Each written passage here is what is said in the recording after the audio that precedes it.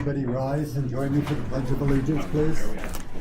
I pledge allegiance to the flag of the United States of America and to the republic for which it stands, one nation, under God, indivisible, with liberty and justice for all.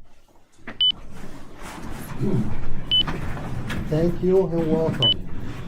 I'd like to call to order the regular Board of Commissioners meeting for Oceana County for January 23rd, 2025. And I ask the clerk to do a roll call, please. Mr. Beggs? Here. Mr. Hardy? Here. Mr. McCormick? Here. Mr. Erickson? Here. Mr. Walker? Here. Thank you. Is there any conflict of interest disclosures regarding the agenda items that any board members want to make? You want to approve minutes? Minutes, I'm sorry. Approval of, I asked for a motion to approve the minutes from January 9th. So moved. Support. Moved by Mr. Erickson, support by Mr. McCormick. Any discussion? All in favor say aye. Aye. Now, is there a conflict of interest disclosure any members want to make? Hearing none, changes to the agenda. Yes, we have one.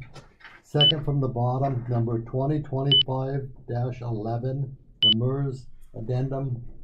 We will strike that off. That's been straightened out. Are there any other changes to the agenda? Approval of the agenda. All in favor say aye. Aye. Opposed? Agenda is as presented with the change. Public comment. Any public comment at this time? We'll have the opportunity at the end of the meeting also. But is there any public comment at this time? Hearing none. Mr. Erickson, Building Department Furniture. Mr. Walker, I make motion 2025-09 to approve the quote from Integrity in the amount of $9,780 for the purpose of furniture for the building department for the new space, with funds to be paid from the building department fund. Thank you, Mr. Erickson. Do we have a support? I'll support. Thank you, Mr. Beggs. Any discussion? I think that quote was actually 99 cents. Yep, $9,780.99. Let's add that 99 cents to it. Okay. Mr. Beggs, are you good with that? I approve. Roll call vote, please. Yes, please. Discussion. We requested these suppliers to quote. I'm assuming they're all, decent contractors. And we didn't give them any criteria, right, other than low bid.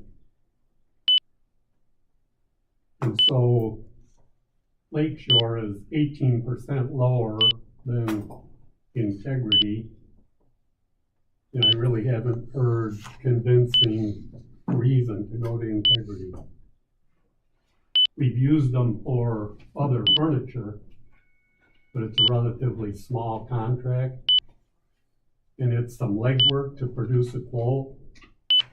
And if we didn't intend to use Lakeshore, why did we ask them to go through the work?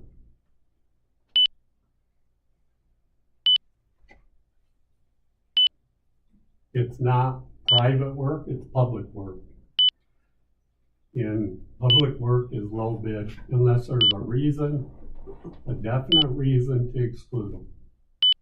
Well, we have the right to accept or reject any bid in the best interest of the county. And what is the best interest? In the discussion this morning, the only thing that I heard was that Integrity is a company that we've done business with before, and they're familiar with it. Now, if that qualifies, I do not know. Well, that's what I'm saying. If we intended to use Integrity, why put those other people through, the exercise of bidding? We usually ask for, well, our policy says we have to ask for 3 bids. Our county policy says Mr. Beggs? I would just comment, I was the one that made the comment about using, just on the report from the administrator that we've used Integrity in the past. I'm not familiar with any of these companies. I just know that, using a known quantity, is a useful thing. If they had been high bid, I probably wouldn't have made that recommendation, but, being that they're second lowest bidder,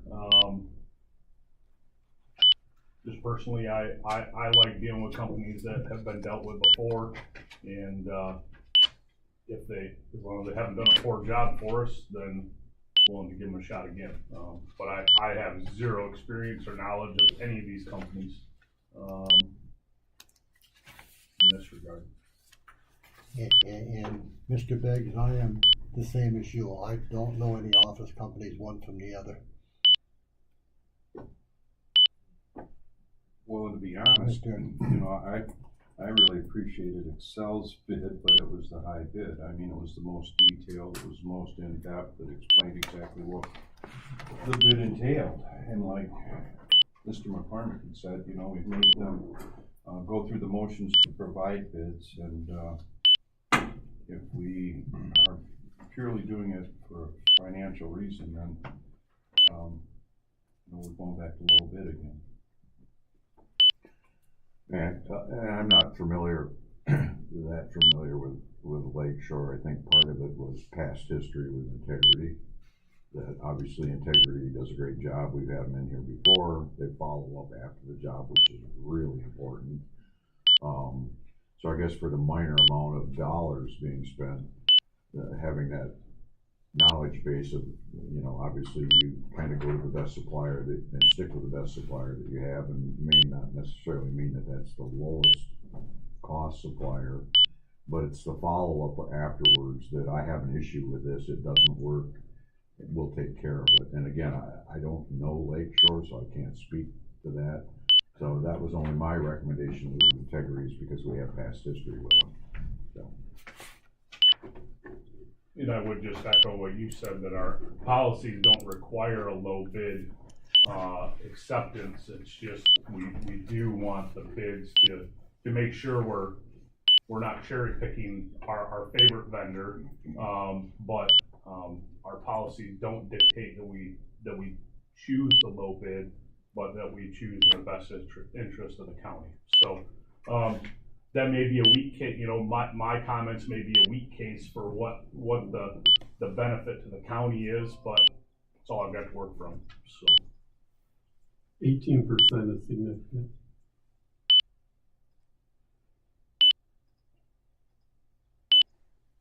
Any other discussion? Well, what happens now if the motion passes? If the motion doesn't pass, we will look at another option. When we call for the vote, if the motion doesn't pass, we'll look at another option. With that being said, I would call for the roll call vote, please. Mr. Erickson? No. Mr. Beggs? Yes. Mr. Hardy? Yes. Mr. McCormick? No. And Mr. Walker? No. Is there a second motion on the floor, did anybody wants to make? I would make a motion that we approve the quote from Lake Shore for the furniture for that space. In the amount of, Tracy, do you have that? $8,167.22. Discussion? Support. Support, Mr. Erickson. Okay. We have a motion and support. Is there any discussion? I'm just going back to look at their bid real quick, 1 second. Okay.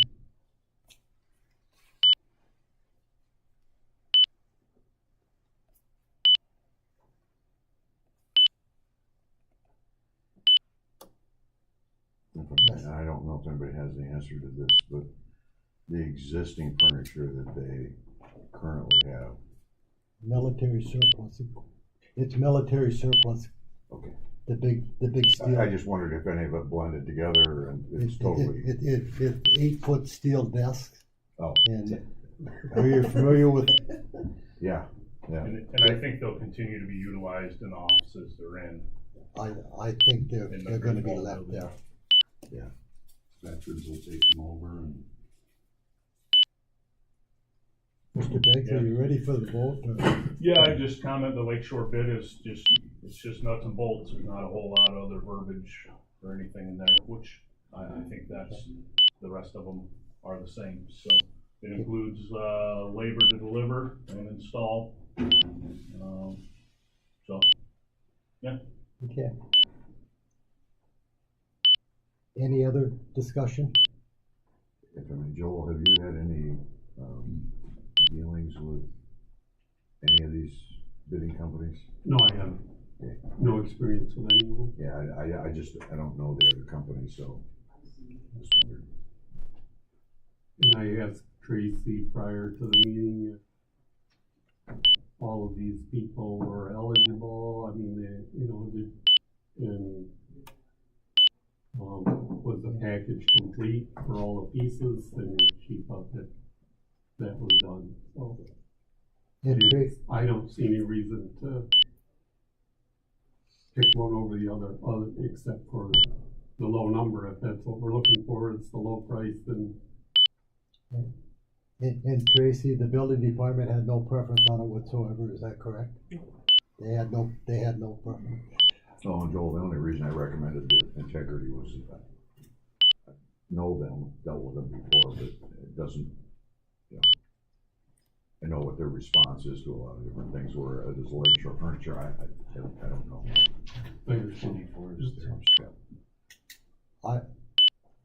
At this time, I'm gonna call for a roll call vote, please. Mr. McCormick? yeah. Mr. Erickson? Yes. Mr. Beggs? Yeah. Mr. Hardy? Yes. Mr. Walker? Yes. Thank you, gentlemen. Mr. Beggs, marine safety budget adjustment. I'd like to make motion 2025-10 to increase revenues and expenditures in the amount of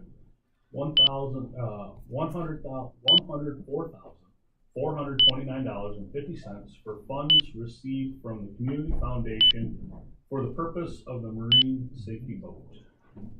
Do we have a support? Support. Moved by Mr. Beggs, support by Mr. McCormick. Any discussion? Roll call vote, please. Mr. Beggs? Yes. Mr. McCormick? Yeah. Mr. Hardy? Yes. Mr. Erickson? Yes. Mr. Walker? Yes. Mr. Beggs, Sheriff Marine Sergeant request. I did not write that out, but you need a motion for that. No, I think I can ad lib You and can muster correct that? me as we go. So Okay.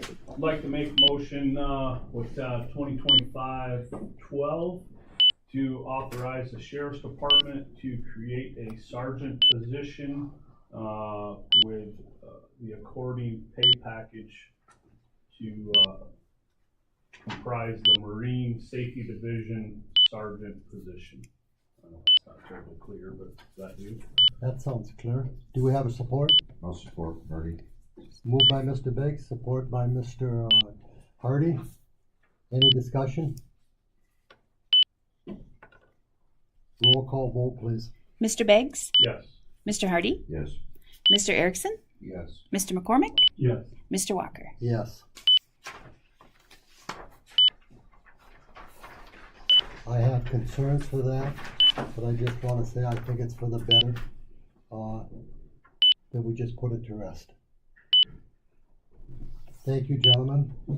Mr. McCormick, Opiate Steering Committee. Mr. Walker, motion number 2025-13. Motion is to adopt the following list of representatives for the opioid steering committee for the purpose of creating a scope and suggested uses the opioid funds for the board of commissioners. And I'm not gonna read the rest of that text you all have in front of you there. That's the motion. Mr. McCormick, excluding healthcare provider, the, Jaylene Zebrep from Caldwell Health, and excluding Adriana Facundo from district court. At this time, we're gonna exclude those two. Support. And, the reason, do you mind if I state? No. The reason for that? The reason that we're gonna exclude the person at this time from Caldwell Health is Caldwell Health does not have a presence in Oceana County, and Trinity Health does have a presence in Oceana County. And we wanna see if there's somebody at Trinity Health that does this, so we have somebody in Oceana, the hospital in Oceana County has a representative there. And the other one, it's just because it's a workload thing in district court that we had those. Is that fair, Mr. McCormick? Yeah. Mr. Erickson, is that a fair explanation? Yeah, that's very good, thank you. Any other discussion? All in favor of the list as presented, say aye. Aye. Opposed? The names are passed. Mr. Hardy, payment of claims. Yes, Mr. Walker, ask for board approval of accounts payable and release of funds for January 23rd, 2025. Ambulance fund total $51,036.90. FOC fund total $8,776.24. Hart Pentwater Trail fund $300. Automation ROD fund total $546.40. Indigent Defense Fund total $47,843.23. Canine Fund $247.50. Criminal Justice Training Fund $400. Department of Veterans Affairs $11,032.61. Technology and Innovation Fund $8,633. Public Improvement Fund total $41,188.80. Building Department Fund $14,724.86. General Fund total $702,490.87 for a grand total of $905,220.41. Thank you, Mr. Hardy. Do we have a support? Support. Thank you, Mr. McCormick. I have a question, and then I'll open it up to other questions. The ambulance fund for $51,036.90, that the majority of that is for first responders from last year. We're gonna do a budget amendment so that can go to last year's funds. Or we're gonna pay it out of this year's funds. I need to look at those, because they may be in there, they may be listed on this. They are from 2024 up to January. And we can, Up to January. The reason that I asked that question is that's 25% of our money that we allot for paying the fire department first responders during the whole calendar year. And if we have the money in last year's budget, I would prefer to take it out of that last year's budget. If we Sure. don't, make a budget amendment to bring it out of last year's budget. So we're not we haven't Right. spent 25% of our funds during the first month. correct, So that being said, we can do that. With that adjustment, do we need to add that to the payment, that we want that to come out of last year's funds? Or can administratively, can you just do that? We can do that as a journal entry, which will, correct it so that it's hitting the 2024 rather than 25. Do we need a motion for that, or? no, it's just allocation of where the funds got paid from, so the journal entry is no problem. For anybody in the public who may not understand what I'm talking about, the Oceana County, through our millage for our ambulance service, not only pays for Life EMS to be in our county, but it pays for the first responders from, I believe, 7 fire departments right now, when they do their first responder runs. So you can see what I'm saying, that 25% of our money for the year, and it occurred last year, I'd rather be paid from last year than run out of money towards the end of this year, Right. because we paid it later. just as an explanation. Do we have a support for payment of the claims? I think Joel. Joel did the support. Okay. Any other discussion? Roll call vote. Mr. Hardy? Yes. Mr. McCormick? Yes. Mr. Beggs? Yes. Mr. Erickson? Yes. Mr. Walker? Yes. Thank you. Reports from the commissioners. Mr. Beggs? I don't think I have anything to report. Mr. Hardy? Nothing to report this time, Yeah. other than the snow's deep. Are you telling me it was warmer on Monday than it is today? Yeah. For him, it was. Mr. McCormick? I have a few items. In Shelby Township, you're all aware of the tunnel for Lewis Farms under the highway, so that's moved up to engineering now. So that's a good move. The enclosed facility at Shelby Park is in the bidding stage, and groundbreaking is gonna be in March, is the plan.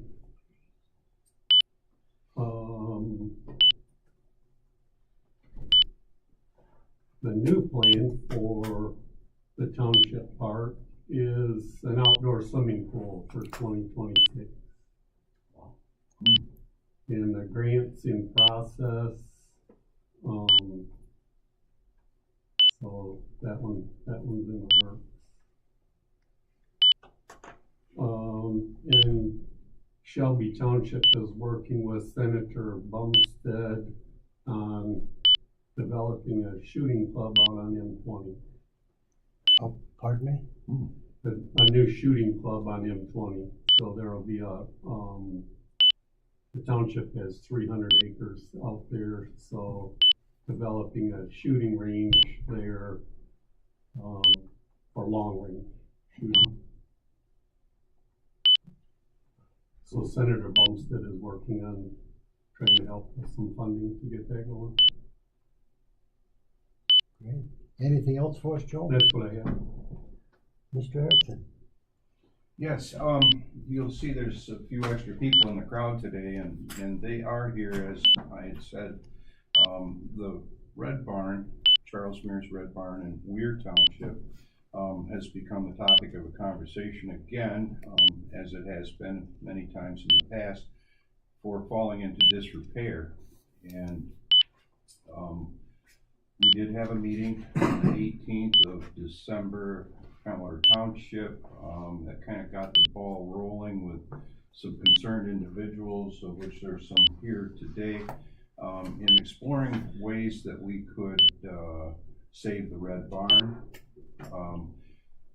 Pentwater Township has the Red Barn as part of a master plan that they've drawn to take B15 all the way into Pentwater and improve that on both sides of the water, and to also go in conjunction with the Hart Pentwater bicycle path. That was part of the improvements that Pentwater is proposing to make on that route, and the Red Barn naturally fit into that. I've been involved in the Red Barn conversation now since that started back when the Community Foundation for Oceana County started a fund for the Red Barn to put a new roof on it, tighten it up, got a paint job. I believe they spent over $40,000 through the Community Foundation. And then the enthusiasm for the project seems to have waned a little bit. There is now approximately $14,000 left in that Community Foundation fund for the Red Barn. Some of the initial instigators have left that project. It was being spearheaded by the Pentwater Historical Society back when that did get started, but now they're not as interested as they were. There's a very concerned group of citizens in the room right now that are here for alternate ways to save the Red Barn. My experience has been over the last 3 or 4 years speaking with Peter Kaling and Valerie from the Michigan Department of Resources Wildlife Division, Valerie Crowley and Pete Kaling, are in charge of that property, and we've been exploring ways that we may be able to take title to that property through a land exchange, because that property from the estate of Carrie Mears was tied together with some federal funds, the Pittman-Robertson Act, of which that property cannot be sold, it can only be traded. And it's a wildlife area. Wildlife does not want or include buildings or dwellings in their inventory. Therefore, it sits outside of their perusal. Mears State Park, Manny Van Valdez, and through the last few generations has stored Charles Mears State Park equipment, picnic tables, things within the building, but they have ceased to do so. Therefore, the doors have been knocked down, some boards have been pried away, and the sheriff has had issues with barrel fires in the Red Barn proper. That's an 1856 building. It was part of Charles Mears River House Farm. It was a show place. It was a rich man's fancy, basically, and was one of the first farms on Lake Michigan that propagated peaches that Charles Mears brought up from Chicago in the late 1870s. The barn itself was the center of the lumber camp. Charles Mears had many lumbermen working in the camps, both on the north branch of the Pentwater and the south branch of the Pentwater. And Carrie Mears gave that land along with two state parks. You know, we've got Silver Lake and we've got Pentwater, and this is the third parcel that Charles Mears' daughter did give. But through that, there has been the formation of a Facebook page that started to take some action. We have people here today that are concerned about the Red Barn and what might be done going forward. Bottom line on the conversations I've been involved in is that Mr. Kaling and Valerie Crowley were looking at alternate ways that Weir Township, because it does sit in Weir, would take the title to the land to obtain a work permit, of which we could utilize the funds that are in our community foundation to shore that building up. We've got some posts that are going down on the south side. We do need to replace some siding and tighten it up. That 1-year permit that Mr. Kaling is willing to consider offering to a public entity, and that is basically one of the reasons why I'm bringing it to this board now, so that they are aware that a public entity is needed to obtain this permit from the Department of Natural Resources Wildlife to repair that building and to weather it in. And the end run on the whole thing is there is a 40-acre parcel within the wildlife that the wildlife has been trying to obtain now for probably 100 years, and that individual is not so anxious to sell at their proposed prices, but is willing to consider a partial trade, something of that nature, to get this barn saved. Mr. Jonason's position is he'd like to save this barn. Jonason House Movers have the wherewithal to lift that barn, to repair that structure, and to put a new foundation under it. I know it's a long road to hoe, but there are some individuals that are very concerned about the future of that barn and how we might be able to get that land exchange done and to save it. So Weir Township has taken it to their board. It's under consideration. I expect they'll revisit it next month. I wanted to bring that to this board today so that they're all fully aware of what is going on with the Red Barn, because I'm sure you'll hear a little bit more about it. Paul, can I ask a quick question? Yeah. You mentioned an exchange. The DNR holds title to that property at this point, is that correct? Department of Wildlife. Oh, Department of Wildlife. And that's completely different than parts. Okay. And it's Pittman-Robertson Act with this parcel, and that's gunpowder money. It's licensing money, it's hunting. And the funny part about wildlife is, I mean, they don't even want fat tire bikes up there. They don't want equestrians, there's. So the opportunity for a donation of the property to Weir Township is probably not in the cards. They need an exchange. We talked about an outright donation. Part of what has happened as president of the Historical Society, I was offered that barn a couple of years ago to dismantle it. Talked to Sam Stitt and other guys about taking it down and taking it to Mears and rebuilding that barn in Mears, and honestly, I didn't want anything to do with that. I was involved in this first thing years ago with the Community Foundation to put a new roof on it, of which was the saving grace. The roof is good right now, the building's dry, other than, we've got some weathered in, but we're looking at every alternative. The ace in the hole is that the Wildlife Division wants that 40 acres. Do they have any responsibility for the structure? No, it's on a demolition list per se. If we cannot get that building, it'll either be sold or demolished. Paul, just a couple things.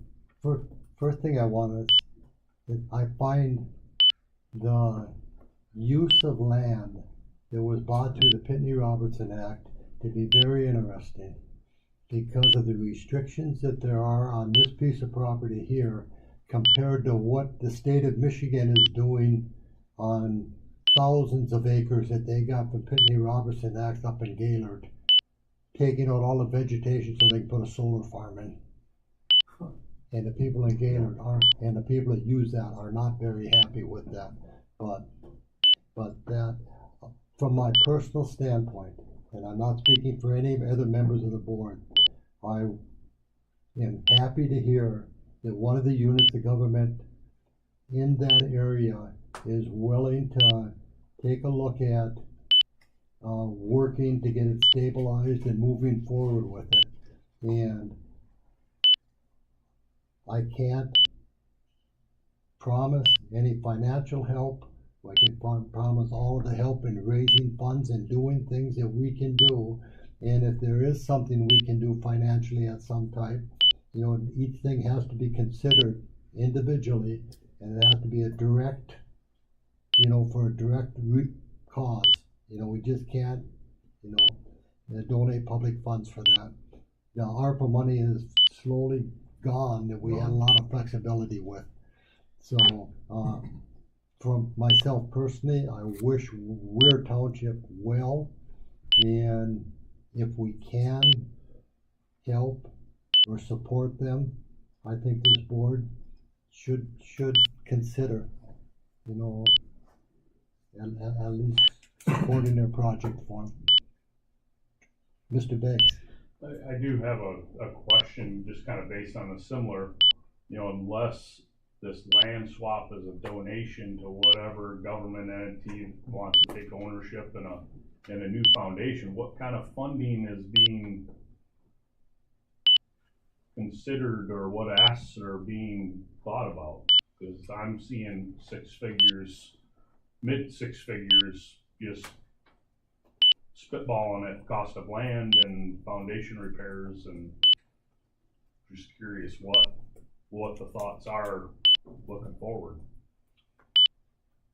Depending on how that goes and what the final end use of the building would be after it's been, weathered in and stabilized, then there is a possibility a 501 could be structured to take over management of that building and turn it into a cultural center, with wildlife being the emphasis from that building. It also would have North Branch riverfront, of which kayak access from that side, the east side of the river, would be possible.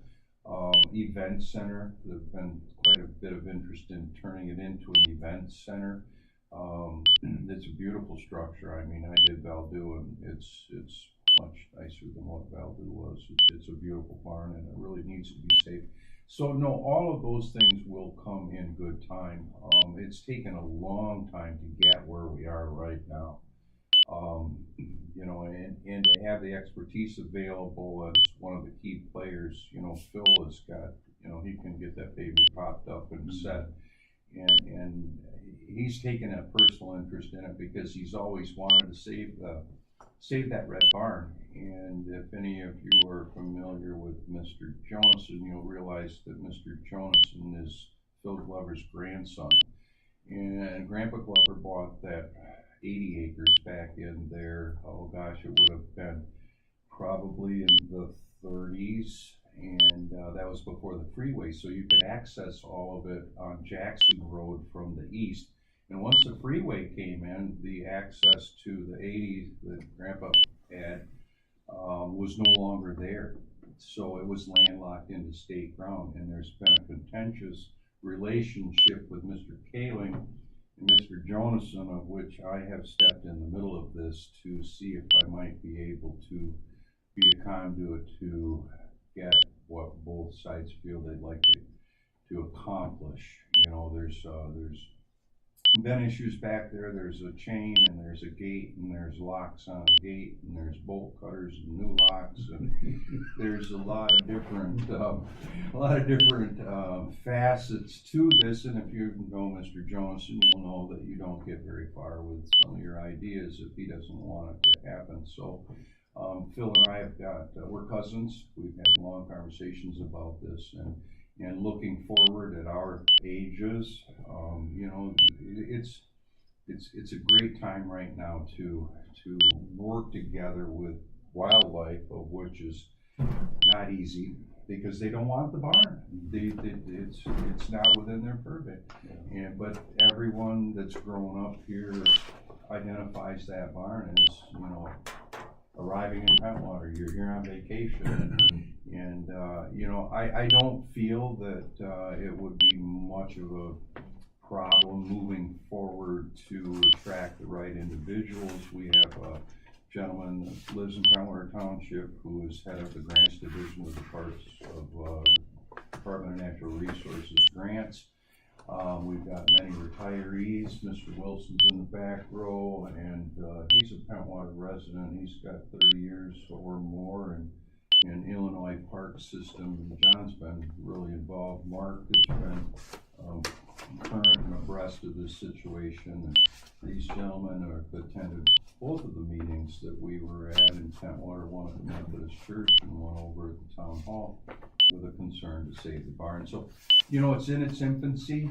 There is light at the end of the tunnel. It's not going to happen quickly, but as long as we can keep the conversation going, there's $14,000 still left at the community foundation that, you know, could get the barrel fires to stop, you know, the trespassing to stop. But that's an underutilized parcel. I talked to Brian Monton. They didn't even want Brian riding fat tire bikes over there as a kid.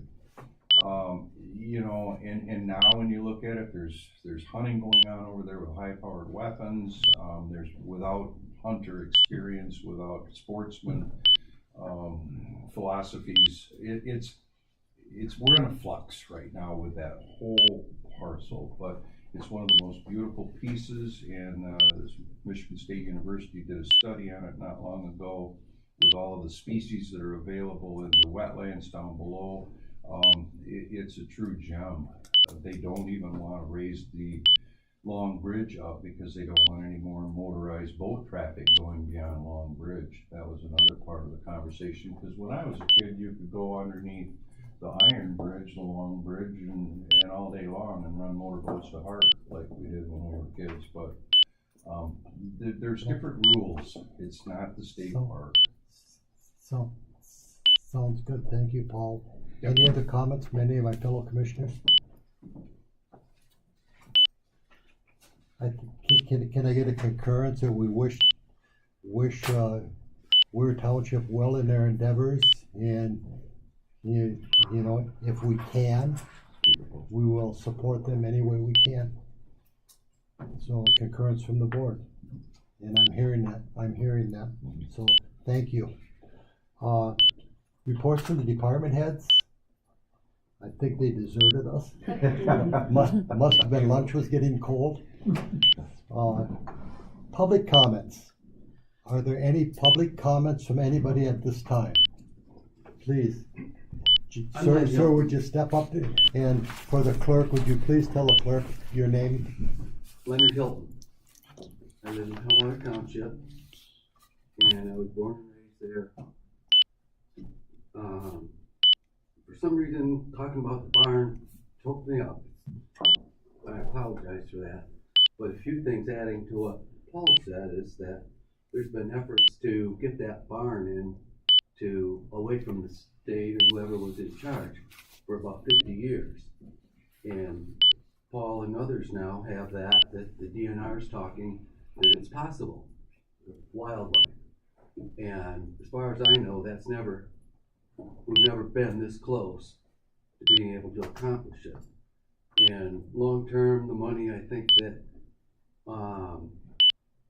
all the summer residents, local residents, that there's not going to be much difficulty in raising money initially.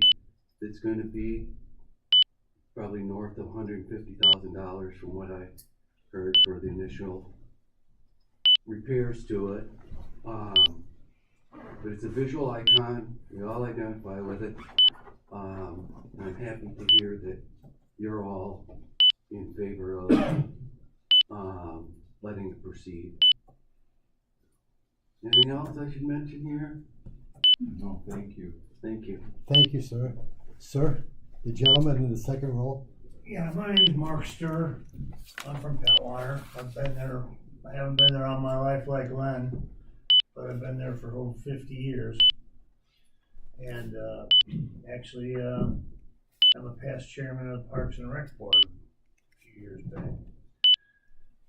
I think the real deal here right now is we need to get the permit to do the building improvements, to shore up the barn. And I think that's the first step, and I think Paul would probably agree. And we need an entity, and I don't know why the Parks and Rec Board couldn't